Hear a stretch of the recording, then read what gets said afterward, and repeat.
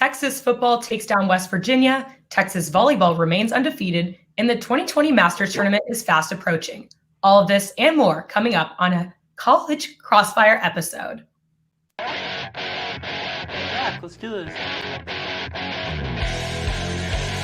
And their men's basketball team needs to stop social distancing themselves from fans. But now it has been overdone to death. Planes don't stop believing. Bye-bye, Bucks. Bye-bye, Raptors.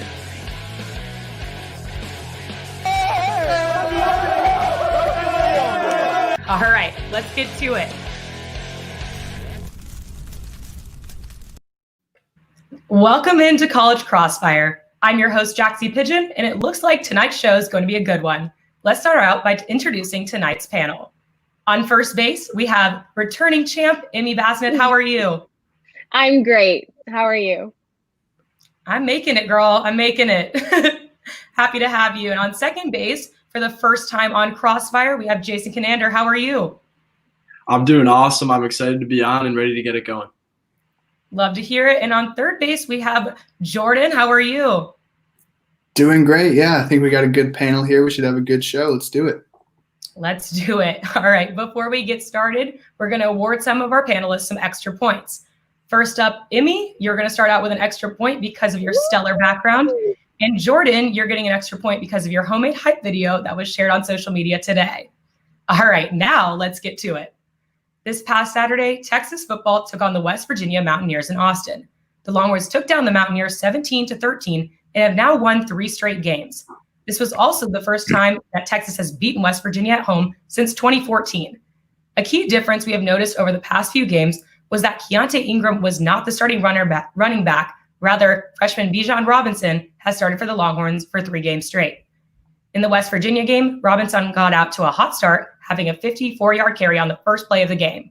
He also was the first back to surpass the 100-yard mark this season for the Horns.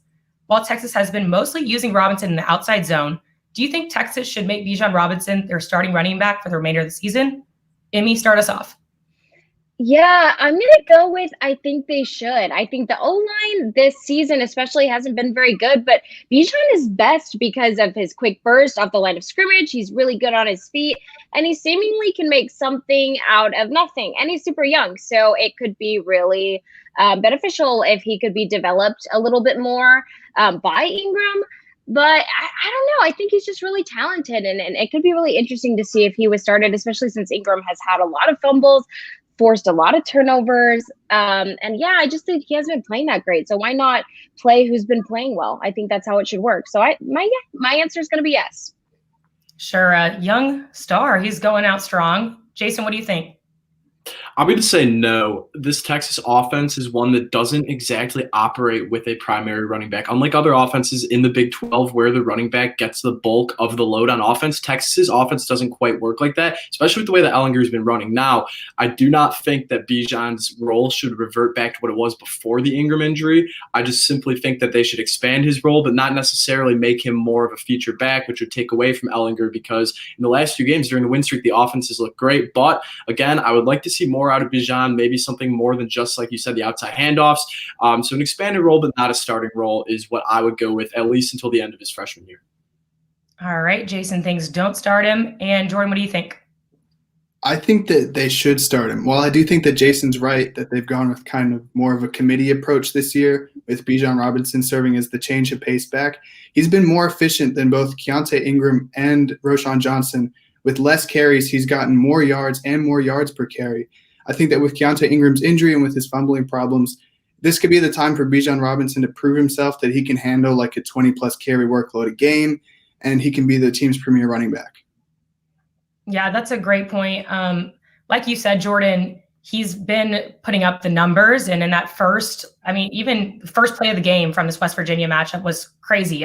54 yards, and he passed the 100-yard mark for any other running back. So I think he's definitely outdone anyone on the Texas team. I think that he should have that starting role. So Jordan, you're going to get 3, Emme 2, Jason 1. Next up, for the first part of last Saturday's game, Sam Ehlinger seemed a bit off, going 9 of 18 passing for 87 yards and only 1 touchdown. Rumors regarding Ehlinger's probability of being more injured than reported were circling the sea of Texas fans. While he still didn't seem like his normal self, finally in the third quarter, he threw a 33-yard touchdown pass to Jake Smith, giving Texas a 7-point lead. At the end of the third, West Virginia made a 34-yard field goal to bring it to 17-13. The fourth quarter was scoreless for both teams, but there were many drop passes from Texas receivers that also didn't help their cause. So do you think Ehlinger just had a few off games, or is this a sign of what's to come? Jason, start us off.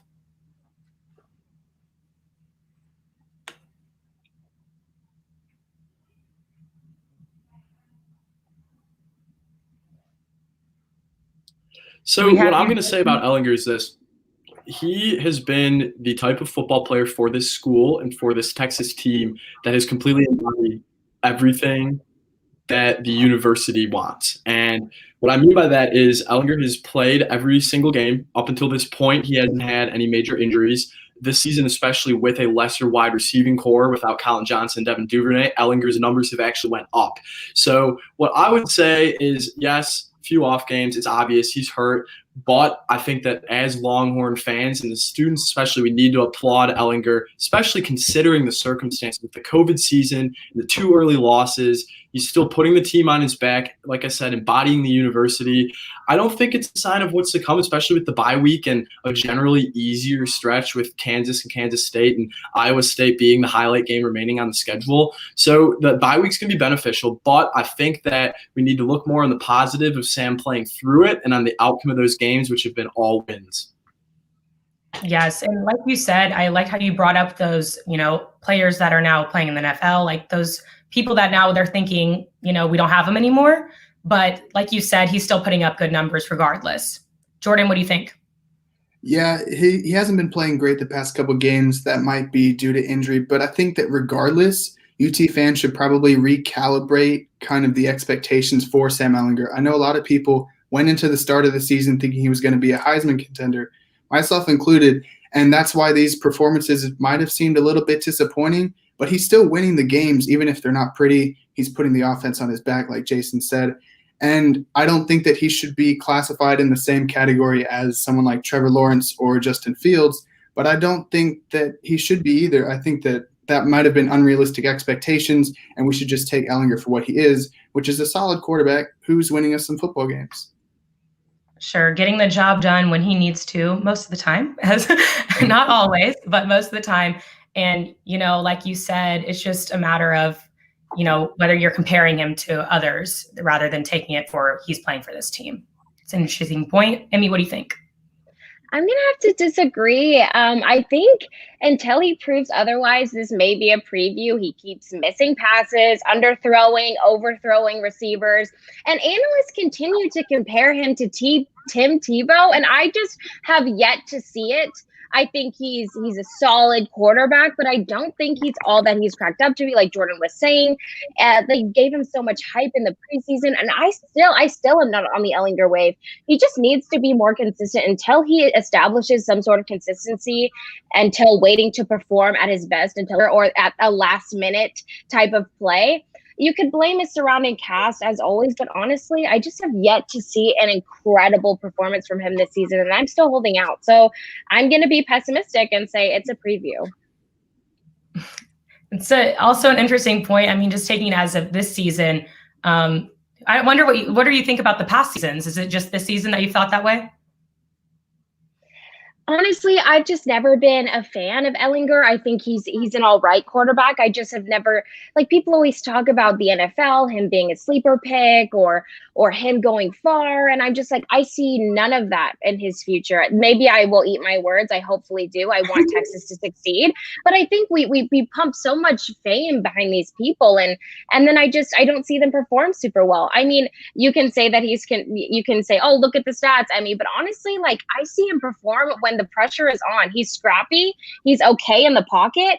But I just I don't know. He just always relies on his ability to run the ball, and that just won't fly in a professional league. So I don't know. I know that's unpopular. Not up to Emmy's expectations, but I'm going to go with Jason on this one. Jason, I liked your points with, he's been doing the best he can with the cards he was dealt. So you're going to get 3, Jason, Jordan 2, Emme 1. Next up, this week, the Longhorns will have a bye week to make some adjustments to their current play. Texas has 3 games left in regular season play against the Kansas Jayhawks, Kansas State Wildcats, and the Iowa State Cyclones. Kansas should be a smooth sailing game for the Horns. However, their final 2 games after that may present a bit more of a challenge. Things are looking up for the Horns as their current 3-game win streak helped them move up to number 21 in the AP poll. Since they have some extra time to make adjustments before the remaining matchups, what is the biggest improvement the Longhorns need to make during their bye week? Jordan? Emme touched on it earlier, and I think I saw a comment from Jake as well. I think that one of the things that has to be improved is Ellinger's accuracy when throwing deep. He's been very hit or miss with his deep ball, which allows opposing defenses to kind of come up and defend the shorter passes where Ellinger kind of excels. And I think that if he can hit more of those deep throws, he can make defenses pay for coming up shallow. After the bye week, all 3 of these games are pretty much must-win games if UT wants to go to the Big 12 championship. And Kansas is, that's probably going to be a win, but Kansas State's pretty good, and Iowa State is at the top of the conference right now, I think. So if they want to win those games, Ellinger has to hit his deep passes. All right. Jordan thinks the deep ball needs to be better. Emme, what do you think? They need to improve passing routes. They need to run block better. They just need to improve their overall chemistry on the offensive line. I also think on the DB and the defensive backside, there needs to be better communication between safeties. I think they just allow at least one big play every game where there shouldn't be. So definitely improvement with defensive back and safety communication. And yeah, I just think offense is where we really, really need to improve. And I just hope they can formulate a better plan going forward. Sure. That's all fair points there. Last up, Jason, what do you think? So as both of you mentioned, the deep ball accuracy, obviously, I remember the one drive against West Virginia that really stood out to me was they were leading in the quarter and Ellinger took 3 straight deep shots and all 3 were incomplete. And I was just sitting there with my mouth dropped because I could not believe that they would not I couldn't even believe they tried once and then did it again. And that should have cost them the game. So obviously the deep ball accuracy, obviously the roots, the next 3 games are must win, but I have 3 major things that the Longhorns need to focus on during the bye week. Number 1, do not overlook any opponent. We've seen this before with Kansas where Texas overlooks them and then they either lose like they did several years ago or they almost lose like they did last year. You cannot let that happen because in order to make the Big 12 championship, you need to win out. Now, against Kansas State and Iowa State, those are 2 of the higher scoring teams in the conference. The tackling needs to continue to improve on defense. We saw it against Oklahoma State, against Baylor, against West Virginia during the winning streak. The defense has put the clamps down. The problems that rose against TCU, Texas Tech, and Oklahoma are going away, but they cannot let up. The tackling needs to continue. Caden Stearns and Joseph Osai need to continue to serve as anchors. And then finally, Ellinger needs to put the team on his back. He does not need a reminder that these are his last 3 games during the regular season in a Texas uniform in all likelihood. So he needs to continue to do what he's done, which is lead the Longhorns to wins. Against Oklahoma State and Texas Tech in particular, you could make the argument that Ellinger led Texas to the win both those times. Kansas State and Iowa State will not be easy games. So Ellinger needs to lock in, needs to put the team on his back, tackling needs to improve, and they cannot overlook anybody, and boom, 3-0, Big 12 championship. Love it. Jason, you're going to get the points on this one. I just liked that you made the points that, Ellinger knows that he needs to get the job done. He doesn't need someone to tell him. So that's some things that he needs to work on, like both of you guys mentioned, the deep ball. That's important too, but that's not something that he needs to be trained. He knows how to do it. It's just a lack of execution at this point. So Jason, 3, Emme, 2, and Jordan, 1. And when we come back, the panel discusses Texas volleyball and the Masters. You won't want to miss it.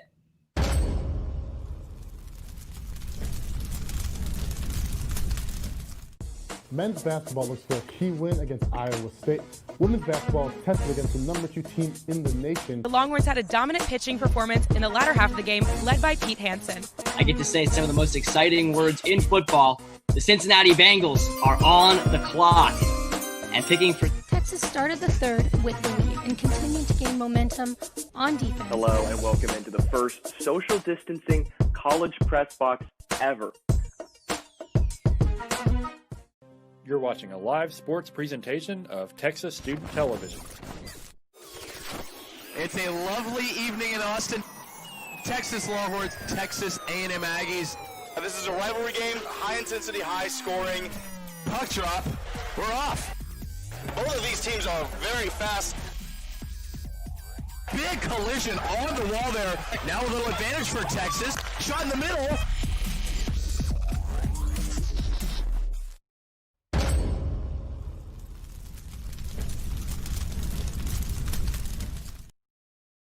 Welcome back to College Crossfire. Let's take a look at the scoreboard. Leading the show, we have Jason and Jordan tied at 7 points, and right behind them, we have Emme with 6 points. All right, let's jump right back in. This past Thursday and Friday, number 1 Texas volleyball took on the 3rd-ranked Baylor Bears at the Frank Irwin Center. The Bears brought their A game and brought the Longhorns a pair of highly competitive matches. On Thursday, Texas dropped the first 2 sets and came back winning the last 3 sets to win the match. On Friday, Texas got off to a quick lead, grabbing the first 2 sets, but Baylor quickly rose to the occasion and took the next 2 sets. Going into their second straight 5th match of the week, the Longhorns dominated the Bears and easily won the final set 15-6 and the match. Texas remains an impressive undefeated 12-0 this season with 4 matches remaining in Big 12 play. What was the biggest takeaway from Texas's matches against Baylor? Emme, start us off. Yeah, I just want to say that I think the Barrels on both teams put up had an incredible performance. So I just wanted to commemorate that for a little bit. But I just want to say that even if Baylor had all the momentum, Texas proved that they can come back even when it's seemingly a hopeless situation. I think they're really dominant. If you want to talk hit percentage, they're incredible offensive and defensively. Molly Phillips is still dominant. I think the biggest takeaway for me is that they deserve to be number 1 in this country. And, it is a well-deserved title, and they're still undefeated, especially against their top competitor. I thought that was really impressive. So well-earned number 1 ranking for the Texas Longhorns. Kind of slipped my mind for a second. Sure. They're definitely making their mark this season in their, new home battlegrounds at the Irwin Center. Jason, what do you think? I'm going to completely agree. They are obviously deserving of the number 1 ranking in the country. They've been ranked number 1 for 7 weeks in a row now. And what does the top team in the country do? They beat all types of teams. They take care of the lesser opponents. They win against the gritty teams. And they outlast when their backs are against the wall. And in both matches against Baylor, Thursday and Friday night, they went into 5 sets. On Friday, Texas dropped the first 2 sets, ended up coming back and winning, retaining the number 1 rank, beat number 3 Baylor. I don't think that this team's going to lose again this season. 4 more games left to go until the conference tournament. Although it has been a conference-only season, what do good teams do? They take care of the conference opponents, the good ones, the bad ones, and the in-between ones. And that's all that this Longhorns team has done. That is my biggest takeaway. They can win all types of games against all types of teams, one of the most balanced teams in the country, and obviously the best team in the country. All right, another number 1 view there. Taking care of business on the court. Jordan, what do you think? Yeah, I was going to try and disagree with both of you just for a different opinion, but I don't think I can do it because I do think that UT just established themselves as the best volleyball team in the country. Baylor was good. They only had 1 loss before coming here, and UT swept them. They proved that they can come back from a large deficit after going down 2-0 in that first game. Breon Butler was a force on defense, and Baylor was probably their biggest competition all year, and we just swept them, as I said. So I don't think there's a team in the country that's better than the Longhorns right now. Sure, that game definitely helped prove, with a more competitive match, some more competitive matches, I guess, from these teams and their Big 12 schedule kind of, I guess Baylor was at the top of that too. So I'm going to have to give you points to Jason, though. Like he said, the biggest takeaway is that no matter who they're playing, it's the execution. Like they can execute, they will come back and win, is what they're proving to us. So Jason, you're going to get the points on this one. Next up, my favorite part of the year. Tomorrow morning, the 2020 Masters Tournament will commence. In its 84th year, the tournament will be played at the highly renowned Augusta National Golf Club in Augusta, Georgia. Back in early April, Augusta National announced the rescheduling of the tournament to November 12th through the 15th due to the coronavirus. Just like everything else during COVID times, the Masters will also be different. A key difference to note is that no spectators or patrons, as they call them down in Georgia, are allowed to be in attendance. There also was no par 3 contest, and players will be going off number 1 and number 10 tees in the first 2 rounds. All differences aside, the show must go on and a champion must be crowned. So who do you think will don the green jacket in this year's Masters? Jason, start us off. So the most interesting part about this year's Masters is obviously the time. Augusta is going to play a lot differently. But the other characteristic thing about the Masters year in and year out is it takes a very particular type of golfer to win. You need to be a smart golfer. You need to hit the ball far. You need to be well-rounded. That's why some of the best golfers in the world in the history of the sport have not been able to don the green jacket, because it is such a challenging event to win. With that being said, one of my professors, Mr. Robbins, said it's going to be either Bryson DeChambeau by 15 strokes or he's going to miss the cut by 15 strokes. I feel like it's a little bit of a basic pick, so I'm going to go with Matthew Wolff, the most interesting swing in golf. Absolutely crushes the ball. He's been playing really well in the majors this year. He's been finishing in the top 10. It's an unorthodox pick, but I'm going to pick the guy with the unorthodox swing to don the green jacket this year. I love it. Fresh out of college, he's definitely had the most interesting swing I've ever seen in my life coming from a golfer. So that's a lot for me. Jordan, what do you think? Yeah, I'm going to go with the basic pick, Jason. I like Bryson DeChambeau to win. I don't know. I just like he's got the most powerful swing in all of golf. He doesn't have to go around the trees. He can just go over the trees. That's like how I play golf, except his version actually works and mine, it gets me double pars. That's neither here nor there. I mean, his strength and his method sets him apart from the rest of the golfers, and it won him the U.S. Open. He took a month off to prepare for the Masters, and I'd imagine that he hit the gym every single day that month. He's just adding more and more power to his swing. I don't know. I like him to win. Yeah, he's a fun Instagram follow. You always see him, in the gym. He always posts about it, but he hits the ball so far. It's just not even real anymore. All right, Emme, what do you think? This may be the easy answer, but I'm going to say Dustin Johnson. He is the #1 player in the world, but like the Texas Longhorns women's volleyball team, I think it's well-deserved. It's his time to win a Masters. I think he's peaking at the exact right time. He's playing his best right now. So, yeah, I'm just going to keep it simple and say Dustin Johnson. I think it would be really exciting for him to win. It's about time he's won. He's only won one other major tournament, so I think it would be awesome if he donned the green jacket this year. Emmy's got DJ. He is playing well, but I am going to have to go with Bryson just because he has this sort of, it's like a swag. Like he walks with it. He knows he's good. And he just crushes the ball and it somehow ends up in like less strokes than everyone else, clearly. Like you were saying, Robin said by 15. I'm not sure by 15, but he definitely, has been dominating, he dominates while he's playing and also the field. So I wouldn't be surprised if he took home the green jacket this year. So next up, here at TSTV Sports, many of our followers on social media often confuse us with TSTV Africa, a TV operator based in Nigeria.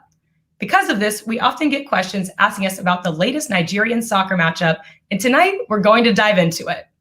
This week, the Nigerian national soccer team squares off against Sierra Leone for games 3 and 4 of the Africa Cup Nations Qualifier group stage. Nigeria is in Group L with countries Sierra Leone, Benin, and Lesotho. The Super Eagles, which is the Nigerian national team's nickname, currently lead Group L, and wins against Sierra Leone will only solidify their spot in Africa Cup of Nations in 2022. The Super Eagles came in 3rd in the 2019 Africa Cup of Nations and won it all in 2013. Even with this experience, each game poses as a new battle. So do you think Nigeria has what it takes to beat Sierra Leone? Jason, start us off.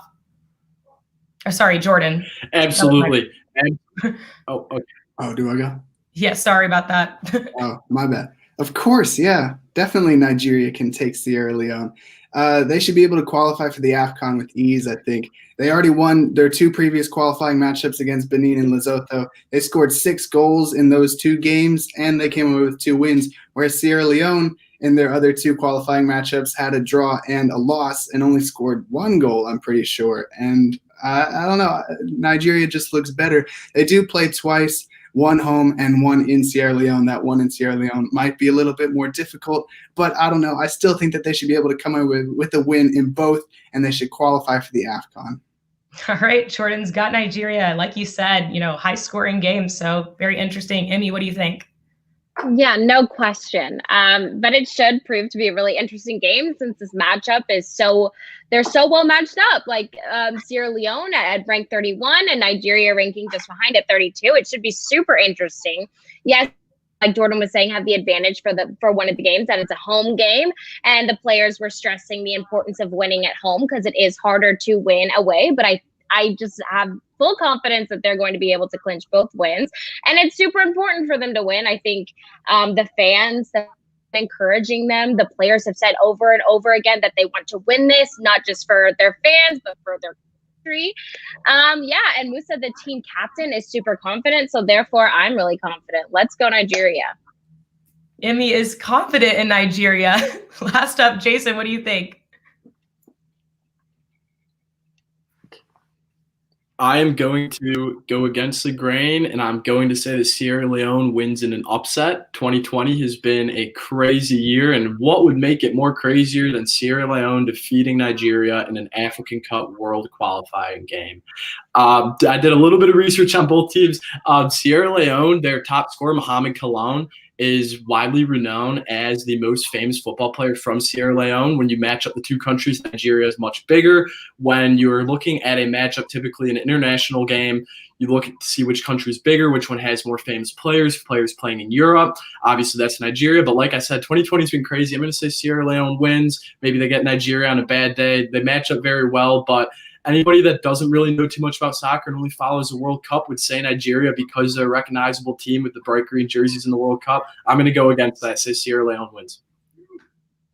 You know, Jason, as much as I would want to not agree with you, I think 2020 has proven this to be true. And so while everyone thinks Nigeria, I think you're right with Sierra Leone. Like, they have this stacked roster. I mean, both teams obviously have their key players, but I think Sierra Leone will upset Nigeria, sadly. But next up, it's rapid fire here on College Crossfire. You won't want to miss it.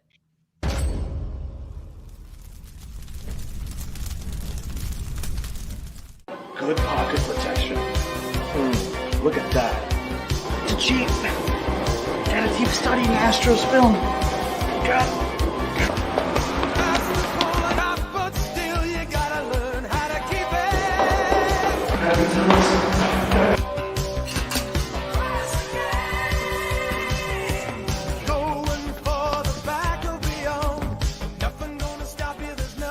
Daniel, what are you doing here so early?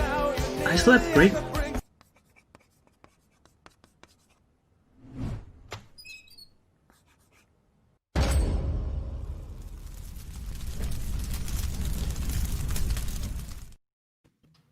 Welcome back to College Crossfire. It's time for rapid fire. In this round, points are worth double, and that means it's anybody's game. Before we jump back in, let's take a look at the scoreboard. In first place, we have Jason with 9 points. In second place, we have Jordan with 8 points. And in third, we have Emme with 6 points. Let's get to it. On election night, former college football head coach Tommy Tuberville won the U.S. Senate election, beating out Democratic incumbent Doug Jones. Tuberville, who had head coaching roles at Ole Miss from 1995 to 98, at Auburn from 99 to 2008, Texas Tech from 2010 to 12, and finally at Cincinnati from 2013 to 16. His rise to importance politically came after an endorsement from Trump. Tuberville has no experience working in politics or public service and even declined to debate his opponents. But regardless, he still recaptures a U.S. Senate seat for Republicans in Alabama. Tuberville becomes the first former Division I head coach to be elected to the United States Senate. So, what head coach would you choose to represent you in Congress? Anybody can jump in. Okay, I'm going to say right now, I would take Minnesota Timberwolves head coach Ryan Saunders on the basis that their owner, Glenn Taylor, served in the U.S. Senate. So I would say that the experience from Glenn Taylor passed down to Ryan Saunders would make him the best fit out of any head coach in all of American sports that serve the country. Okay, interesting point there. Take some experience and pass it along. Who else? I have to go with a legend in San Antonio in the 210. I'm going to go with Greg Popovich right there in the comment.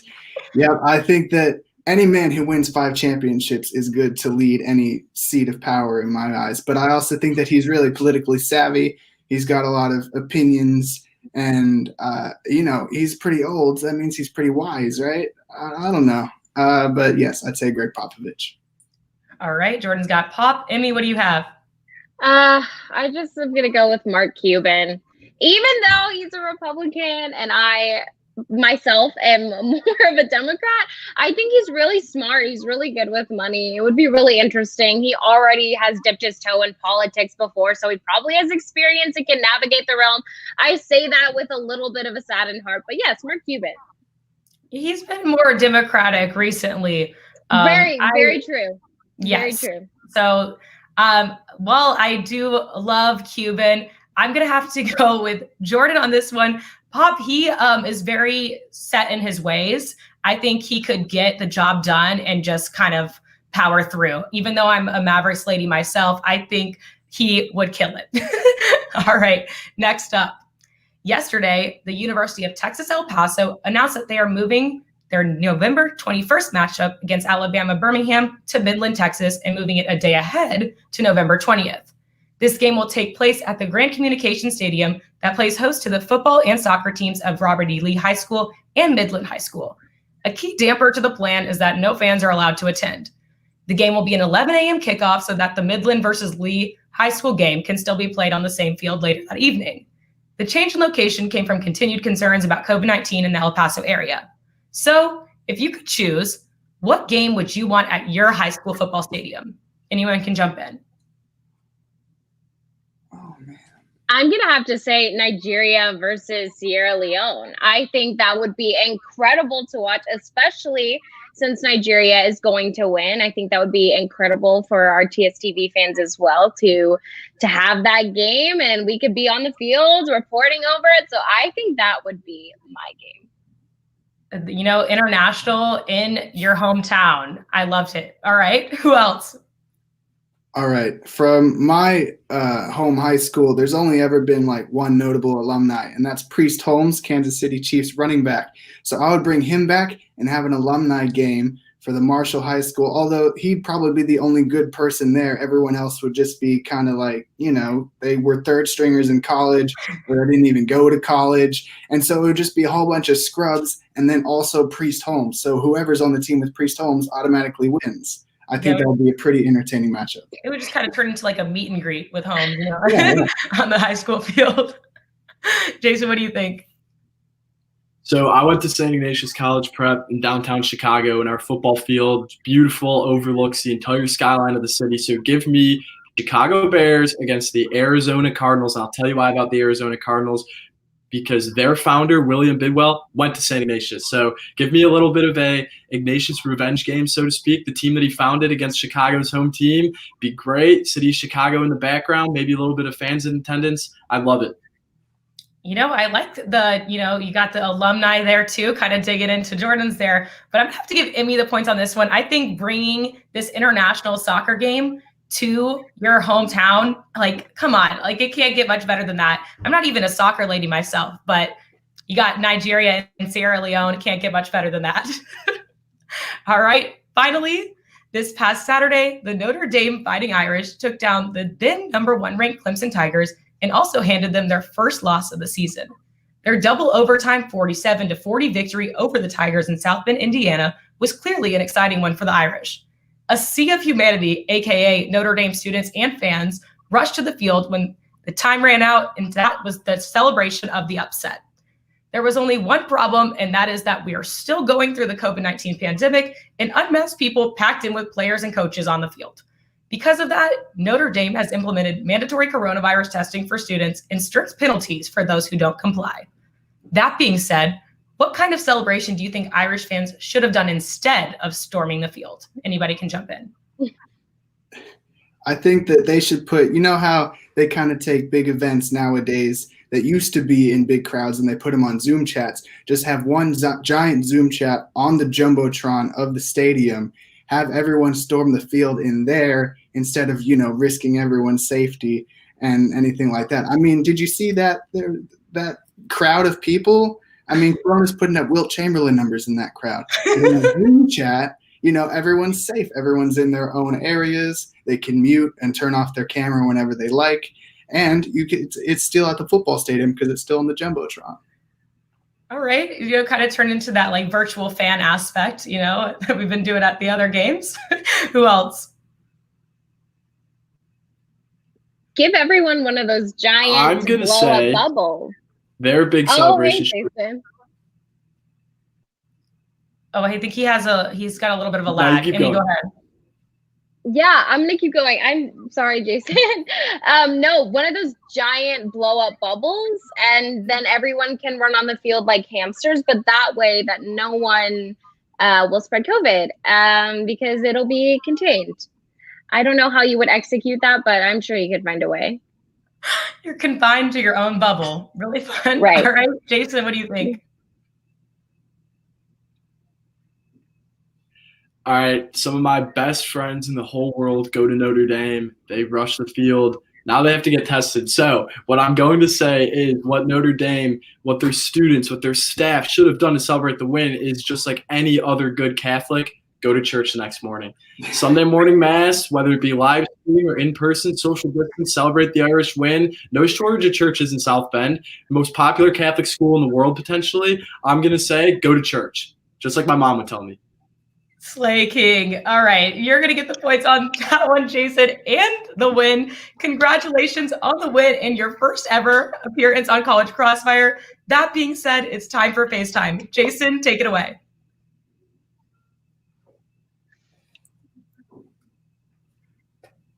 Okay, so my 30 seconds, I would like to thank my family. My mom, when she watches this in the morning, is probably going to be really proud of me.